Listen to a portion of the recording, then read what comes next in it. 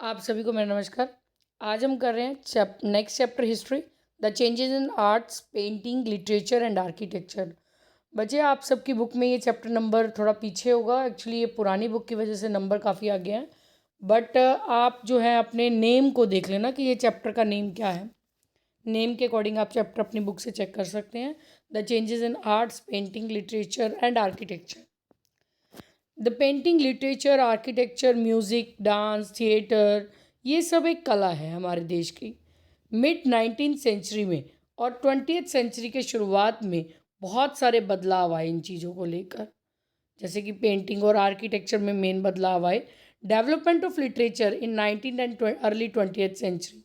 Mid 19 और beginning 20th century में modern Indian literature जैसे कि novel, story writing, literature, short story, poem composition, drama, theatre, इन चीज़ों ने बहुत ज़्यादा प्रोग्रेस की। Next, fiction. मैक्सिमम लिटरेचर जो है वो बंगाली लैंग्वेज में लिखे गए थे 19वीं सदी में। बंकिम चंद्र चटर्जी, माइकल मधुसूदन दत्ता, शरत चंद्र चटर्जी, ये ग्रेट राइटर थे मॉडर्न युग के। बंकिम चंद्र चटर्जी ने एक फेमस नोवेल लिखी, आनंद मठ, जो इंक्लूड है नेशनल एंथम जैसे कि वंदे मातरम।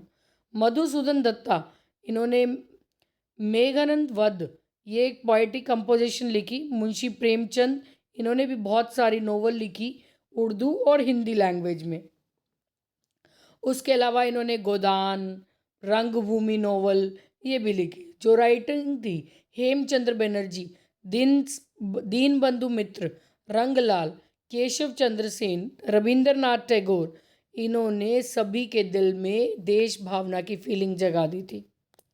उसके अलावा शॉर्ट स्टोरीज लिखी गई थी रविंद्रनाथ टैगोर, प्रेमचंद, यशपाल, जतेंद्र कुमार, कृष्णचंद्र, इन सब के द्वारा काफ़ी शॉर्ट स्टोरीज लिखी गई और ग्रेट स्टोरी राइटर्स ये कहलाते हैं। कुछ नाम आपको दिए गए हैं, वैसे तो बहुत हैं।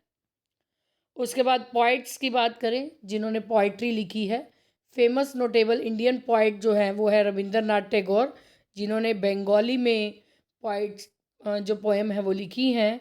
इकबाल ने उर्दू में, काजी नजरुल इस्लाम ने बंगाली में, केशव सुत ने मराठी, सुब्रमण्यम भारती ने तमिल में, और 1936 के बाद फैज़ मजाज उर्दू, जीवनानंद दास बंगाली, आज्ञा एंड मुखद्वित हिंदी, ये जो पोइट्स थे अलग अलग तरह की पोएम जो है वो लिखते थे, अलग अलग तरह की कंपोजिशन क्रिएट करते थे।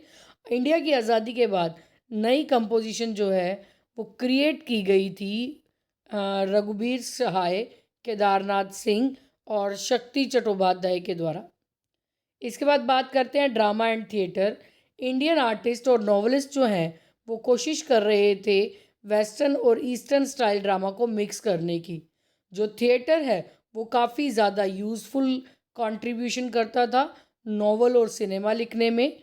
गिरीश कर्नड्स, इन्होंने कन्नड़, विजय तेंदुलकर मराठी, इन लैंग्वेज में नॉवेल्स लिखी।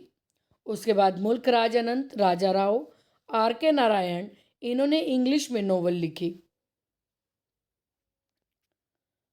उसके बाद रविंद्रनाथ टैगोर, ये एक ग्रेट पॉपुलर नॉवलिस्ट थे इस समय। इनकी कंपोजिशन जो है वो पुराने इंडियन ट्रेडिशन की तरह ही थी और अवेकनिंग ऑफ द यूरोप और नए यूरोप के बारे में जागरूक करने के लिए थी। इनकी जो राइटिंग है वो लोगों को देश के लिए जागरूक कर रही थी और इंसानियत की भावना जगा रही थी। Growth of press. ब्रिटिशर्स के आने से पहले यहाँ पर कोई प्रिंटिंग प्रेस नहीं थी। जो न्यूज़पेपर हैं वो हाथ से लिखे जाते थे मुग़ल शासन के दौरान। पुर्तगीज़ ने पहली बार इन प्रिंटिंग प्रेस लेकर आए इंडिया में 1557 में। बहुत सारे नए न्यूज़पेपर पब्लिश होने शुरू हुए कलकत्ता में और बाकी शहरों में जहाँ तक प्रेस पहुँच सकती थी। और जो प्रेस पॉलिसी थी वो लॉर्ड हास्टिंग ने क्रिएट की थी। एक फेमस जर्नलिस्ट जिनका नाम था JS, इन्होंने प्रिंटिंग स्टार्ट की न्यूज़पेपर की कलकत्ता जर्नल के नाम से 1818 में। सेम टाइम पे GC मैशमैन, इन्होंने दर्पण, दिग्दर्शन इन सेरमपुर, ये न्यूज़पेपर लिखने शुरू किए। 1821 में राजा राम मोहन रॉय ने पब्लिकेशन स्टार्ट की। संबंध कुमड़ी, ये जो है वो बंगाली में थी और 1822 में मिर्तुल अकबर पर्शियन लैंग्वेज में। उसके बाद फर्दुनाजी रज़बान, इन्होंने भी पब्लिकेशन स्टार्ट की गुजराती न्यूज़पेपर बॉम्बे समाचार के नाम से। 1881 1907 में जो प्रेस थी वो काफ़ी ज़्यादा प्रोग्रेस कर रही थी, जैसे कि बाल गंगाधर तिलक ने पब्लिश की केसरी न्यूज़पेपर मराठी भाषा में और मराठा इंग्लिश लैंग्वेज में। और घोष ब्रदर जो हैं पब्लिकेशन के, इन्होंने भी बहुत सारे एफर्ट्स किए, युगांतर और वंदे मातरम स्टार्ट किया ब्रिटिश रूल के खिलाफ आवाज़ उठाने के लिए। इस दौरान बहुत सारी मंथली मैगज़ीन पब्लिश की गई 1899 में, जैसे कि हिंदुस्तान रिव्यू 1900 में, और जो इंडियन रिव्यू, एंड 1907 में द मॉडर्न रिव्यू। तो अलग अलग समय में अलग अलग न्यूज़पेपर प्रिंट होने शुरू हुए हैं। सबसे पहले आए थे 1557 में, और पुर्तगीज़ इन्हें लेकर आए थे, और एकदम से ही न्यूज़पेपर काफ़ी ज़्यादा डेवलप हुए थे। उसके बाद बात करते हैं development in the art painting in the middle of 19th and beginning of 20th century. Painting के कल्चर में भी बहुत सारे बदलाव आए। सबसे पहले राजा रवि वर्मा। राजा रवि वर्मा भी एक अच्छे पेंटर थे। ये जो है काफ़ी अच्छी पेंटिंग ही नहीं करते थे, बल्कि मूर्तियाँ, स्कल्पचर भी बनाते थे। और इन्होंने यूरोप के बारे में, इंडियन मिथ लेजेंड, इनको सबको पेंटिंग्स में उतारा। जो पेंटिंग्स इनके द्वारा बनाई जा रही थी वो बहुत ग्रेट एपिक्स को शो करती है, लिटरेचर को शो करती हैं। और इसके अलावा पास्ट ऑफ इंडिया के रिलेटेड भी इन्होंने बहुत सारी पेंटिंग बनाई। Bengal school of art, Rabindranath Tagore, Havell Kumar सुमामी, इन्होंने बंगाल स्कूल ऑफ आर्ट खोला। ग्रेट पेंटर थे ये इस स्कूल के, और बहुत सारे सीन इन्होंने पेंट किए, mythological stories, epics, classical literature, और उसके अलावा मिनिएचर पेंटिंग्स, यानी पेंटिंग का एक छोटा रूप जिसे वाटर कलर से बनाया गया था। रविंद्रनाथ टैगोर जो हैं वाटर कलर यूज़ किया करते थे जापानीज़ टेक्निक के साथ। इन्होंने कला भवन भी एस्टेब्लिश किया शांति निकेतन में। इसके बाद अमृता शेरगिल एंड जॉर्ज कीट। अमृता शेरगिल और जॉर्ज कीट जो हैं वो भी इंडियन पेंटर्स हैं। इनको भी मॉडर्न यूरोपियन आर्ट के बारे में एक अच्छी नॉलेज थी। इनके अंदर एक स्पिरिट थी काम करने की, और अलग अलग एक्सप्रेशन को शो करते थे। ऑयल पेंटिंग जो थी अमृता शेरगिल की, उन्हें एक अलग टाइटल दिया गया। इनके कलर बहुत ही यूनिक हुआ करते थे। पर्टिकुलरली ये इंडियन वुमेंस को शो किया करती थी। जो कलर स्कीम जो है यूज्ड बाय जॉर्ज कीट वाज वेरी इम्प्रेसिव, और जॉर्ज कीट के द्वारा जो कलर्स यूज़ किए जाते थे वो बहुत ही इम्प्रेसिव होते थे। इसके बाद नेक्स्ट है रविंद्रनाथ टैगोर। जो पेंटिंग थी रविंद्रनाथ टैगोर की, वो इनके एक्सपीरियंस पे बेस्ड थी। इन्होंने बहुत सारी पेंटिंग बनाई, वाटर कलर के यूज़ किए, क्रेयॉन्स का इस्तेमाल किया।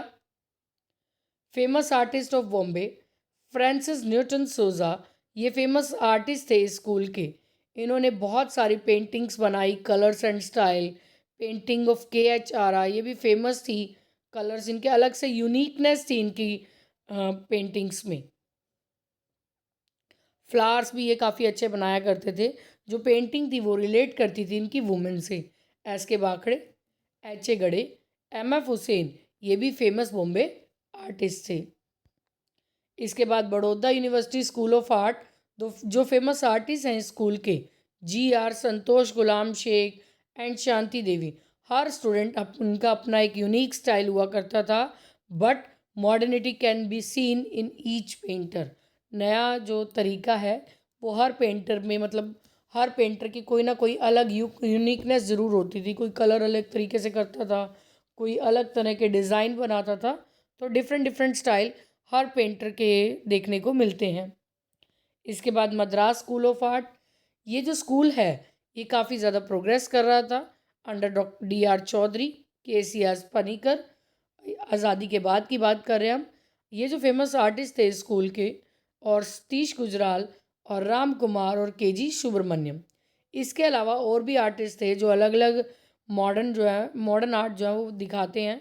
कला अकेडमी ये अलग अलग ग्रांट प्रोवाइड करती थी इन आर्टिस्ट को एनकरेज करने के लिए, ताकि अपने यहाँ की जो पेंटिंग्स हैं या जो एक कला है, आर्ट है, उसको बढ़ाया जा सके। इसके बाद चेंजेस इन आर्ट्स, अलग अलग परफॉर्मिंग आर्ट जो है वो मेनली म्यूज़िक, डांस, ड्रामा, इन सब में हुई। हमारी जो कंट्री है उसमें म्यूज़िक हिंदुस्तानी हो चाहे कर्नाटक स्कूल ऑफ म्यूज़िक हो, दोनों ही एक रिच हेरिटेज, एक नई एक अच्छी पहचान रखते हैं अपने म्यूज़िक के एरिया में। उसके अलावा फ़ोक म्यूज़िक, फ़ोक डांस, ये भी हर किसी को इंटरनली खुश करता है।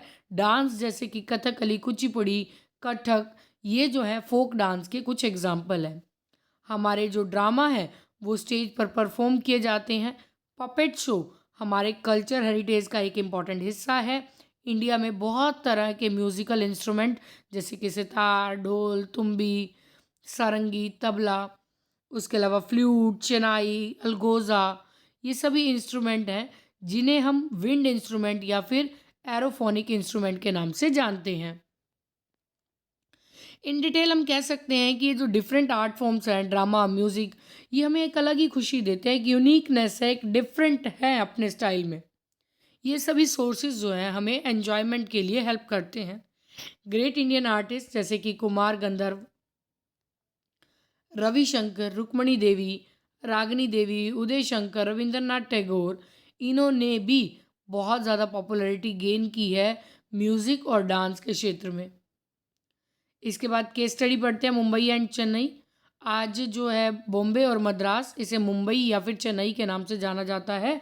ये दो शहर हैं जो प्रोविंस ब्रिटिश रूल के समय बनाए गए थे, दो प्रांत जो ब्रिटिश रूल के समय बनाए गए, और जल्द ही ये दो शहर जो है वो पॉलिटिकल, कमर्शियल और कल्चरल एक्टिविटी का मेन सेंटर बने। ये दो सिटीज़ जो है इन्होंने बहुत ज़्यादा प्रोग्रेस की है म्यूज़िक और डांस में। सबसे पहले बात कर लेते हैं बॉम्बे की। जैसे कि हम जानते हैं, हम स्टडी कर चुके हैं पिछले चैप्टर में, 1668 में जो बॉम्बे है वो मेन हब बना था पॉलिटिकल, कमर्शियल और साथ में कल्चरल एक्टिविटीज़ का, क्योंकि शाही शहर जो है ये माने जाते थे।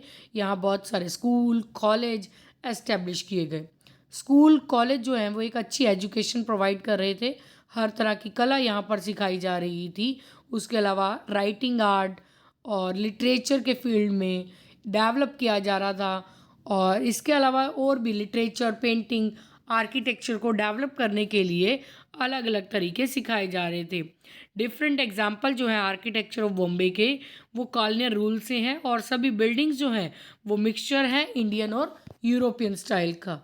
Prince of Wales Museum, Prince of Wales Museum जो है इसे छत्रपति शिवाजी महाराज वास्तु संग्रहालय के नाम से अब जाना जाता है। ये साउथर्न मुंबई में गेटवे ऑफ इंडिया के पास लोकेट है। इसको बनाने की शुरुआत 20वीं सेंचुरी में हुई थी, जब प्रिंस ऑफ वेल्स और king Britain Edward seventh India आए थे।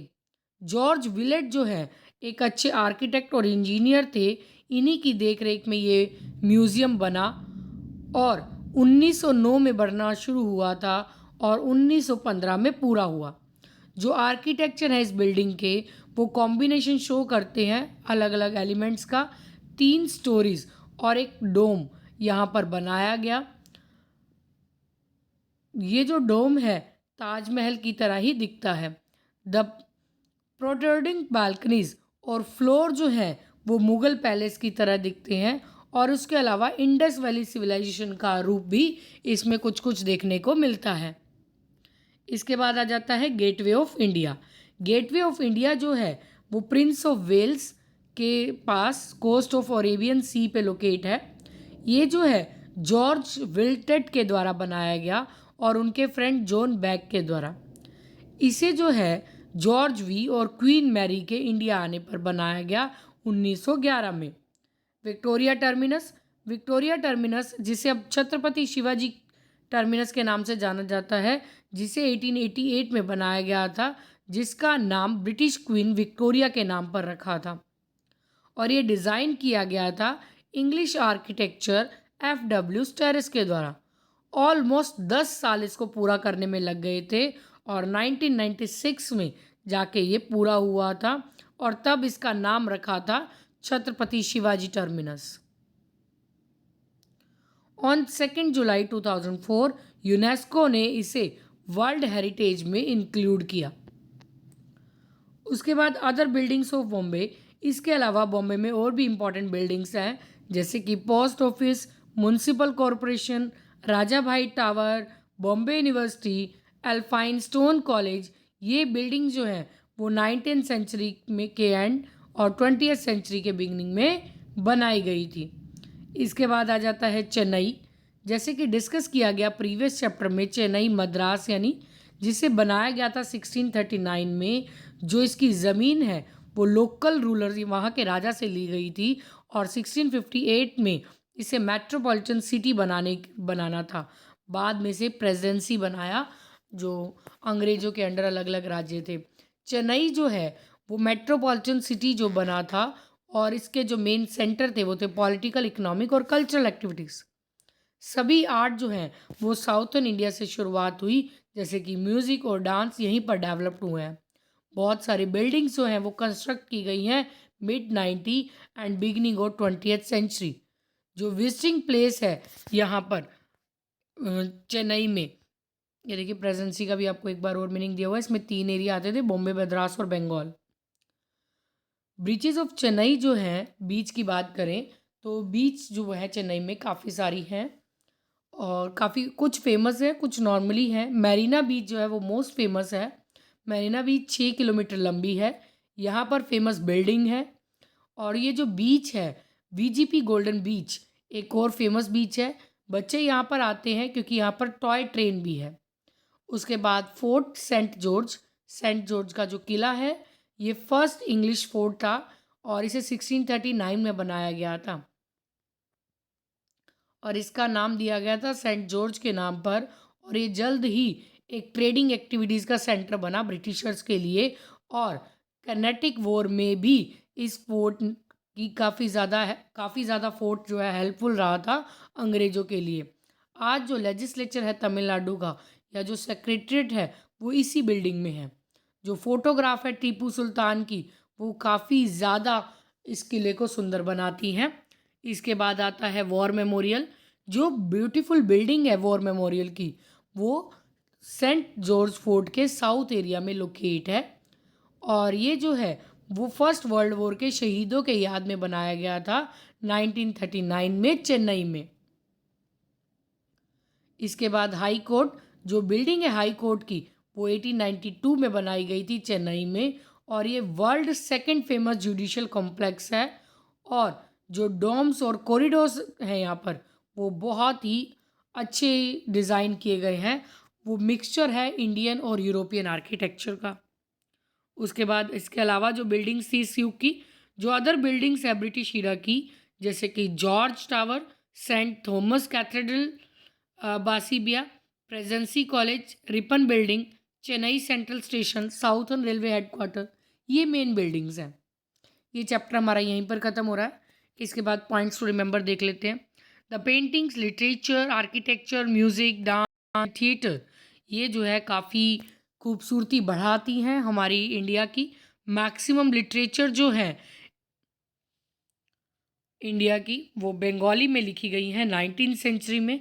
आनंद मठ एक नोवेल है और वंदे मातरम सॉन्ग जो है वो इस नोवेल में बंगाली लैंग्वेज में लिखा गया है बाय बंकिम चंद्र चटर्जी, जो कि काफ़ी फेमस है।